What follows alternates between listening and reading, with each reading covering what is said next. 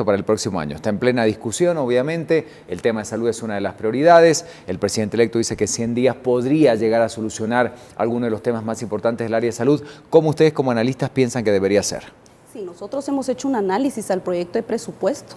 Lo vemos lamentable que se le recorten 117 millones para el siguiente año, comparándolo con el presupuesto que se tiene asignado actualmente para el año 2015. Sería peor la situación si lo estamos Sería viendo peor desde la esa situación, óptica, ¿no? pero si lo comparamos con el presupuesto vigente que tenemos actualmente, ¿verdad? Que son los 6.562 millones, son 1.032 millones de recorte que le están haciendo para el siguiente año, ¿verdad? Nosotros sí lo vemos bastante preocupante porque los programas que son afectados son los programas que van a prevenir la enfermedad, porque recordemos que la red hospitalaria está para la recuperación de la salud. Obviamente. Pero ¿qué estamos haciendo para prevenir la enfermedad, ¿verdad? Y a los programas que se ven afectados para el siguiente año es el programa de prevención de la mortalidad materna, con los altos índices de mortalidad materna que tenemos, ¿verdad? El ministerio reportó a junio 156 muertes ya.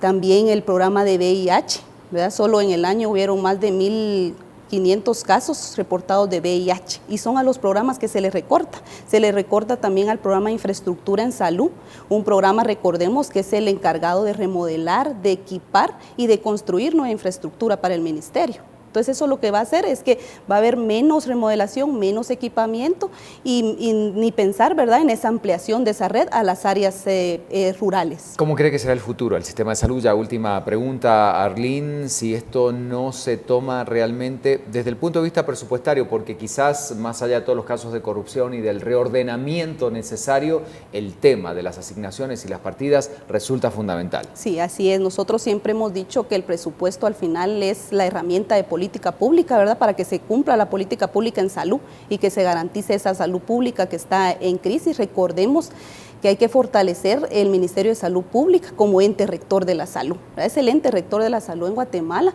Definitivamente la ruta que nosotros vemos, ¿verdad?, coyunturalmente, pues hay que paliar la crisis, ¿verdad?, pagar los salarios de los médicos, de las enfermeras. También hay que darle pues insumos médicos, ¿verdad?, material médico y quirúrgico,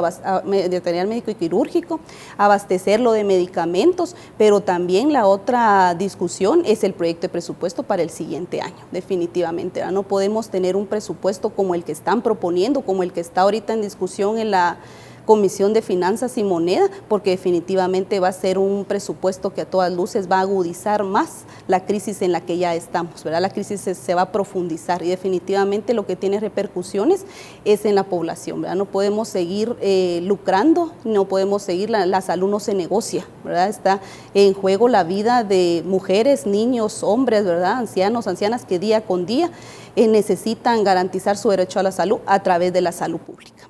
Bueno, muchísimas gracias por acompañarnos. Ella es Arlene Jiménez, analista, como decíamos, de CONGECOP. Todo lo que tiene que ver con organizaciones no gubernamentales y cooperativas. Ha sido muy amable por estar esta noche con nosotros. Pausa rápida, ya volvemos para seguir hablando de este tema tan preocupante para la realidad guatemalteca. Volvemos.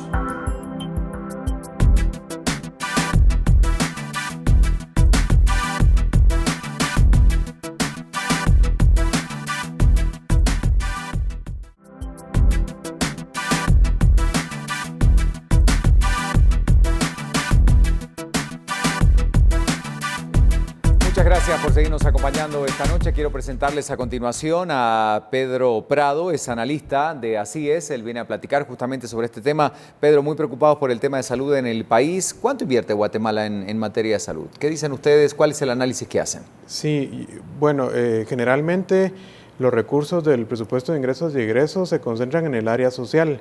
Sin embargo, vemos que no es suficiente.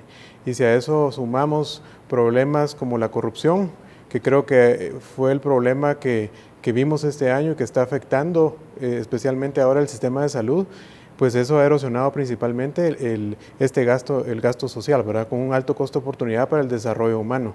El presupuesto del Ministerio de Salud Pública específicamente, aunque el sector salud es más allá del Ministerio de Salud, pues tenía presupuestado al inicio alrededor de 5.600 millones de quetzales, entiendo una transferencia al alza durante el año. Estamos hablando de un poco más entonces de los 6.000 millones y vemos que el nivel de ejecución presupuestaria a la fecha es un poco más de 60% de ejecución. y estamos viendo entonces la crisis que se está generando en el sistema de salud, que está afectando los insumos de los hospitales, los sueldos y salarios de los médicos, de las enfermeras, de todo el personal del ministerio. Y como decía al principio, yo creo que es un resultado, digamos, de esos gastos no transparentes que se hicieron en meses anteriores, ¿verdad? ¿Por qué cree que se ha incrementado la crisis? Porque muchos atribuyen a la falta de recursos, usted menciona la corrupción, pero el análisis dice que es la crisis más severa de los últimos años. ¿Por qué cree que hemos llegado a ese punto? Sí, partamos del hecho de las estimaciones de ingresos tributarios, que también tuvimos conocimiento este año, que las metas de recaudación tributaria no se alcanzaron. Así es. Entonces esto también tiene una incidencia negativa en los recursos disponibles para cada entidad del Estado. Entonces esto está creando la crisis que estamos viviendo está obligando a adoptar medidas de contención que se necesitan fortalecer e incrementar para atender, pues estamos viendo en las noticias todos los días que la crisis está creciendo. ¿Tiene solución el tema de la corrupción? ¿Se puede arreglar de alguna manera tomando en cuenta la realidad que hoy se vive en el sistema de salud?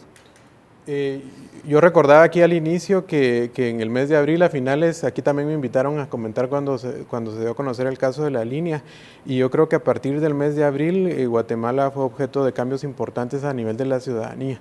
Tenemos ahora la ventaja que cada ciudadano es un auditor social que va a estar muy pendiente de la gestión pública, y yo creo que es una tarea que no debe dejarse olvidada, sino mantenerla y ser constante. El tema de las redes sociales, yo creo que cualquier persona que observe algo anómalo en cualquier actividad del Estado pues debe denunciarlo a las entidades que correspondan.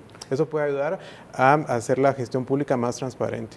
Pedro, ¿cuál cree usted que son las consecuencias? Bueno, hoy las estamos viendo, obviamente un sistema en crisis, personas no atendidas, pero de Guatemala en general, dentro de su sistema social, realmente el tener un área de salud tan deficiente como la que tenemos. Bueno, yo creo que si lo ligamos al tema económico, específicamente al tema de la competitividad, es muy malo lo que está pasando.